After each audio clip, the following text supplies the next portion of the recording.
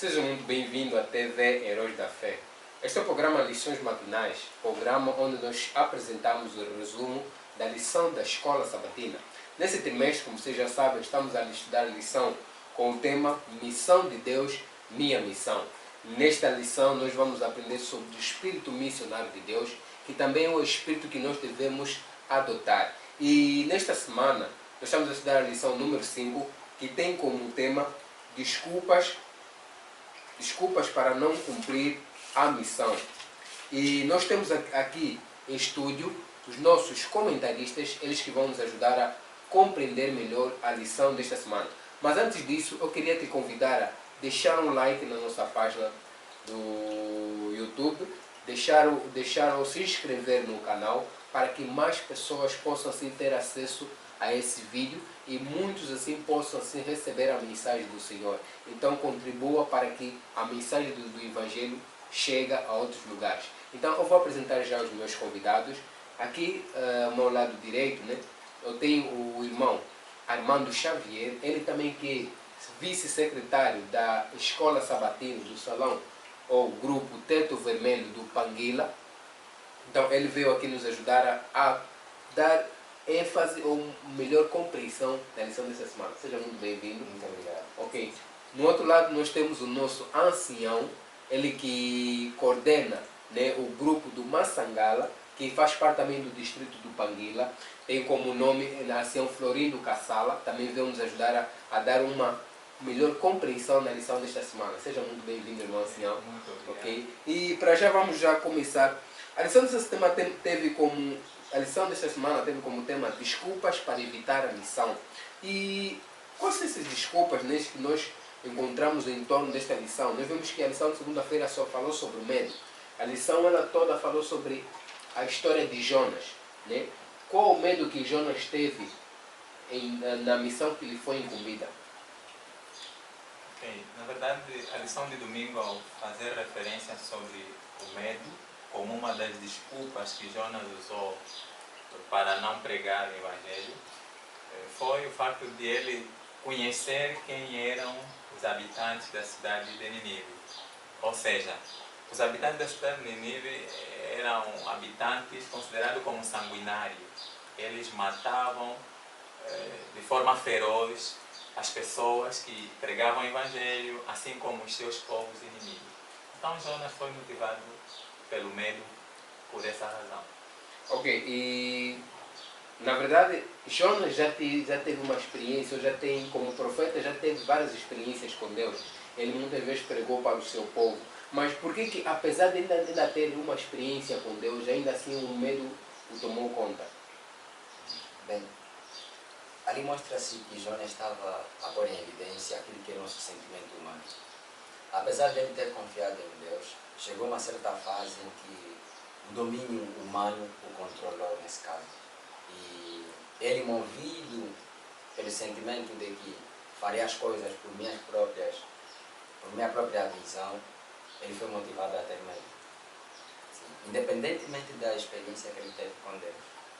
E a lição traz-nos uma lição, faço a redundância, e a lição que a lição traz para nós é que dificuldade maior é maior do que o nosso Deus. Então, por isso, não importa qual seja a dificuldade que o nosso telespectador esteja enfrentando neste momento, quer na vida familiar, social e não só, e enquanto missionários, não importa qual seja a dificuldade, o problema, mas se metermos Deus, que é mais grande do que todos os problemas em frente, então o medo não há de criar dificuldade em nossas vidas. E nós vemos que, durante aquilo que foi a incumbência da missão que Deus deu a Jonas, e ele apresentou, né, algumas desculpas, algumas ideias falsas. Quais são essas ideias que Jonas, né, apresentou para evitar o cumprimento da missão que lhe foi dada? Bem, estas ideias falsas resumem-se em culpas que ele se atribuiu. Primeiro, ele atribuiu-se uma culpa no sentido de que, primeiro, após ele ter fugido de Deus, aconteceu uma tempestade lá no alto mar. E ele pensou assim: se isso está a acontecer, é por conta minha, porque eu estou fugindo da missão que Deus me incumbiu. Então, ele aí entrou em si mesmo e começou a pensar, não, eu sou culpado por isso ter acontecido. E não só por esta culpa, não só esta culpa, mas Jonas também, ele por fugir de Deus, ou seja, por fugir de Deus e das pessoas que afirmavam que não tinham Deus, são aquele povo de Nínive, né? Ele conseguiu criar em si aquele sentimento de que não, eu tenho de morrer já agora.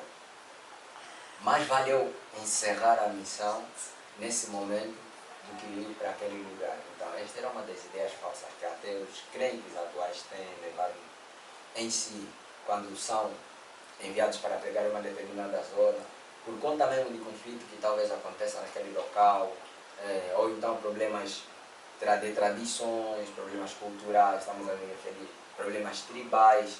A pessoa fica com aquele pensamento de que não, eu não posso pregar a palavra de Deus nesse povo, não, porque não vão aceitar. Ou seja, o polo não em primeiro lugar já foi uma das ideias falsas do nosso profeta aqui, descrito lá em São Jonas.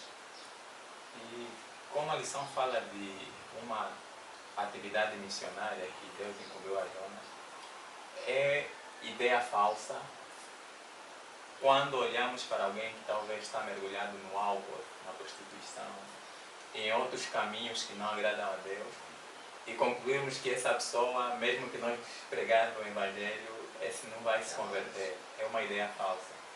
Logo, qual é o segredo para não cometermos esse erro? É olhar para a pessoa, independentemente da situação e o mau caminho que ele ou ela segue, vermos, pensar no futuro. Se este jovem que é gatuno, é delinquente, a agilidade que ele usa quando rouba algo em alguém, né, ao fugir, se ele um dia se converter, não, será um diácono dinâmico também. Por que muitas vezes nós olhamos para alguém que tem esses defeitos, né? Nós olhamos como alguém que não tem cura? O que nos leva a ter esse pensamento? Por que às vezes a gente tem essa ideia de que essa pessoa, por mais que a gente pregar, né? Porque isso acontece com muitos de nós, achamos que não, a prostituta já não vai aceitar o coso, não vai aceitar a mensagem do Senhor porque ela está conformada com isso. O gatuno não vai aceitar a mensagem do Senhor porque ele está conformado com essa vida. O que nos leva a ter esse pensamento como cristãos? Ideias como essas chamam-se ideias preconceituosas, certo? Então, o segredo para não incorrermos a esse erro é lembrar que Deus tem poder para transformar coisas impossíveis. Então, esse é o segredo. E muitas vezes nós temos achado... Sim, pode. Desculpa. Mas aqui também tem um dos erros que Jonas mostrou para nós como exemplo, né, na série de Jonas, que um dos erros é se focar na salvação e achando que apenas nós é que podemos ser salvos, os outros não. Ou seja, quanto mais nos consideramos pessoas, digamos, imaculadas, vamos achar que os defeitos dos outros lhes impedem de conhecer a Cristo. Então, isso só se resume em uma outra palavra também mais simples, que é a falta de empatia, ou a falta de amor mesmo. Uma vez que temos a experiência com Deus, é necessário pensarmos que se nós temos essa experiência com Deus, o mesmo ou nosso irmão que vive de tal maneira também poderá ter essa experiência. E ali é quando nós nos focamos achando que a salvação é apenas para nós e não vemos mais solução nos outros. É por esta razão que também surgem essas ideias preconceituosas, conforme que o irmão acabou de falar. E nós vimos que, enquanto Jonas estava no barco, nós aprendemos a lição, nos mostrando que o povo, ou o grupo de homens que estavam aí no barco, eles acreditavam em vários deuses.